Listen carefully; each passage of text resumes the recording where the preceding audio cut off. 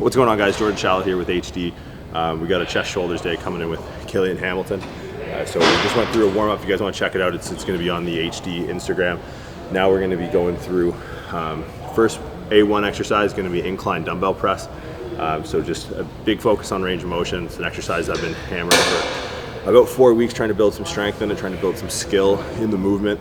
So getting pretty familiar with it. So we'll see, probably working the 115s for our top working sets, try to get 1 or 2 sets above 6 reps there. You know, at a certain point, we're going to try and focus on beating the book, right? We talked about this in the last back workout or the lat workout we had a few weeks ago. And, you know, the idea of just coming in like, oh, I'm going to try this today. It's like, no, we know exactly what we're going to do. We're going to try and, you know, overload a few movements, try and get a few more reps, try and get a few more sets, try and get a few more pounds in the book. So that's going to be it for today. We're going to start with the incline dumbbell press, and then we're going to move on to some more like ancillary accessory work, some more isolation, some cable stuff, and we'll talk always, of course, about some execution points as we go. So hope you guys enjoy. This again, all of these usually come by request. If you guys have any comments or anything like that, anything you guys want us to shoot, want us to train, let us know, leave it in the comment section below, and we'll be sure to get that shot for you guys. Hope you guys enjoy. See you on the other side.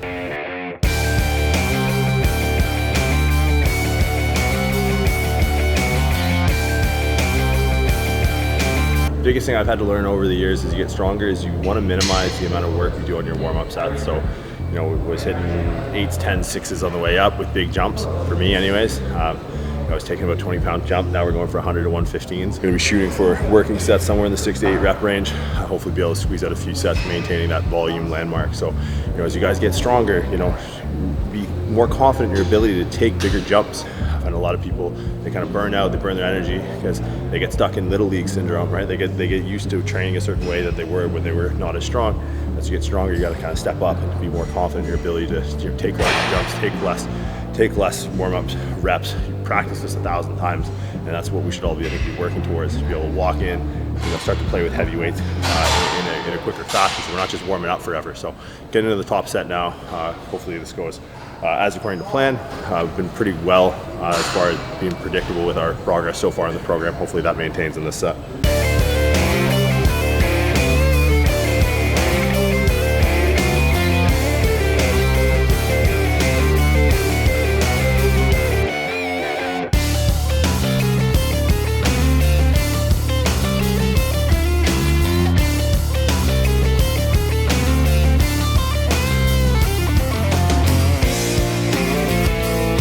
So exercise 1 done.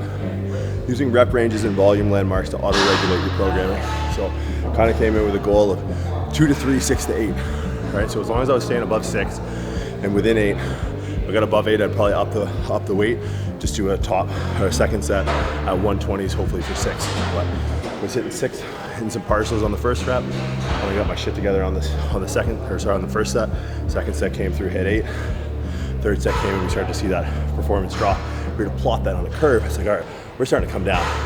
If I did a 4th set, it was not going to be any good at that weight. So using rep ranges and volume landmarks as a means to auto-regulating your program. Right? Yes, at a certain point, it is about beating the book. But, you know, whether it's bodybuilding, whether it's powerlifting, the goal at the end of the day is to beat your competition. Right? So having a bit of fluidity, allowing how you feel on a day-to-day to dictate your performance, you're going to be able to adapt better to the stimulus that you're driving rather than, you know, purposely overreaching to try and hit a number. So really happy with that. 8 on the 115s has been the most I've done this training block. So when I can start hitting consistent 8s across 3 sets, then we might try and look at coming in at the 120s. Don't know if it'll be this training cycle, but it's something that we're going to look forward to in the future.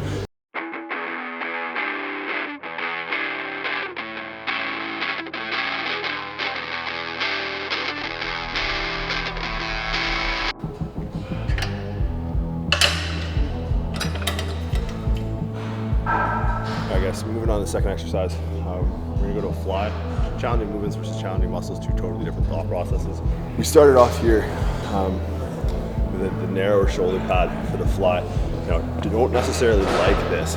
My shoulder blades are meant to be dynamic as I move through this fly motion, especially on a machine where it's like, look, this is gonna provide us the most resistance of any movement when we're in this shortened position of the pec. Now, I wanna retract hard when I'm in the lengthened position, right, where my pec is stretched.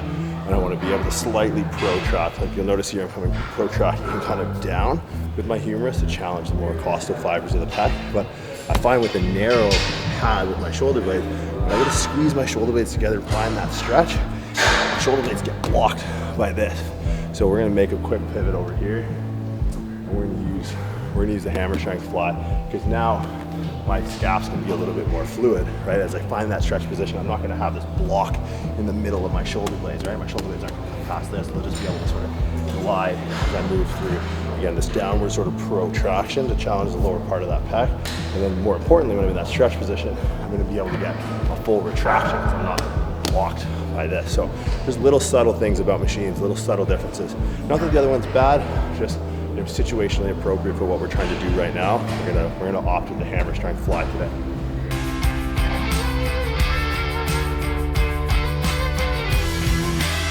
On the last training video we did, like the lat focus back day, we did a cluster set. We had talked a little bit about how that's better at driving high intensity volume, right? But for overall volume, something like a drop set might be a little bit better, right? So we're gonna try and go further under time under tension, not as heavy as load, but we're gonna try and push a bit more volume. And I think using particular exercises with particular intents better helps drive the stimulus that we're after. So a fly is a great sort of isolation exercise for the pec. It minimizes contribution from the tricep and delt, largely, or roughly speaking. So this would be a good movement to just create overall volume, because it's not a movement that we necessarily want to get strong in, right? But it's a challenge through the pec that's pretty all-encompassing from lengthen through mid-range to shorten. So with this particular exercise, we decided to, rather than using like a cluster set like we did last workout with the horizontal row, we decided to go drop set, just drive more volume in an isolated state, minimizing any other contribution of tricep or delt. So being, a lot of people just like to put in interset variables, like, oh, I'm gonna do a drop set here, a superset here, but like you want that to pair with like the exercise. If it's more strength based, right, and it's logistically it makes sense to getting in and out of that position and loading it heavier, maybe cluster sets might be better, right? And that'll help you build strength as you can basically move heavier weight more, and that'll allow you to kind of build strength in that movement. Where it's challenging muscles, this might be a more volume specific approach that we look to implement an interset variable like a drop set. We're gonna move on now. Third exercise, we're gonna find a machine press, and we're gonna pair that with some push-ups to try and make sure we reinstate the shoulder function. So yeah, stay tuned. Push-ups? I didn't agree to push-ups. We're a bit of an obscure exercise here is we're doing like a Smith machine bridge press. And you could just put a decline down, but the nice thing is we can tailor the specific sternum angle, to the individual. Like me versus Killian, we all have different shapes and sizes of our rib cage and the angle of our sternum. So we're trying to challenge particular parts of the pec at a heavy load. That is kind of the goal of any sort of real pressing movement, roughly speaking. We'll just be able to, go up in this bridge position and think about, all right, I want to challenge different fibers of the pec, and the more I bridge, the more that's going to change the way this obviously very vertical load is going to apply and recruit across our pec. So, just something that's, we don't need to be fussing around with plates underneath. We just have a kind of a straight bench that's not adjustable in the decline plane. So we're just going to use a bridge. We're going to try and keep our rib cage under our pelvis. Bridge, like a bridge press is a great exercise, either unilateral with dumbbells or from the floor with a dumbbell. We kind of use that in more like athletic populations. But with this, we're going to pair this with a push-up. And yeah, there's really not much to it.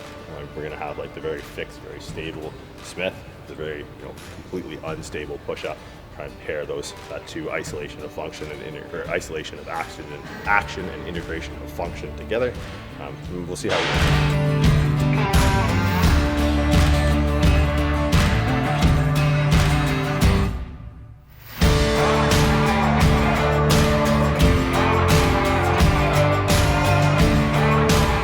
Remember in our warm-up, we were trying to get that breadth of the posterior rib cage. Same thing with this. When we're doing push-ups, a lot of people would they try and protract and try and fix their scapular winging and all this stuff. When we protract actively, what we're doing is we're using a muscle called your serratus anterior, try to pull the scapula into the rib cage. But if we focus on our breathing and we can expand the posterior rib cage, we can actually bring the rib cage to the scapula, right? So we want to activate our serratus. It's one of the benefits of this exercise in particular. If we sort of maximize the potential of this exercise by focusing our breath into our posterior rib cage And we'll actually expand the rib cage into the scap. It's the serratus that pulls the scap into the rib cage. For anyone struggling with wing scapula, always think of both anterograde and retrograde. So the anterograde would be the breath rib cage into the scap, and the retrograde would be the serratus pulling the scap into that rib cage. You have a lot better results in sort of fixing quote unquote shoulder function, wing scapula when we think about the breath in conjunction with activation of some of the muscles. Okay, so moving into the last exercise, we're gonna go with some lateral raises with dumbbells. I alternate, try and train higher frequencies, so I'm alternating my dumbbells with laterals, my laterals with dumbbells, and also my laterals with cables. So the dumbbells kind of offer maybe let's call it a unique profile. When we get to this weakened position at the top, it's where the dumbbells are heaviest, so not necessarily ideal, but it allows us to train across and integrate this full arc of abduction through a purely vertical load, right? So we can isolate the delt really well against the supraspinatus. So one of your muscles of your rotator cuff helps us do this, right? Initiate the first part of abduction. Then my delt kicks in kind of from here to here, and my trap takes over to move my scapula to get into this overhead position.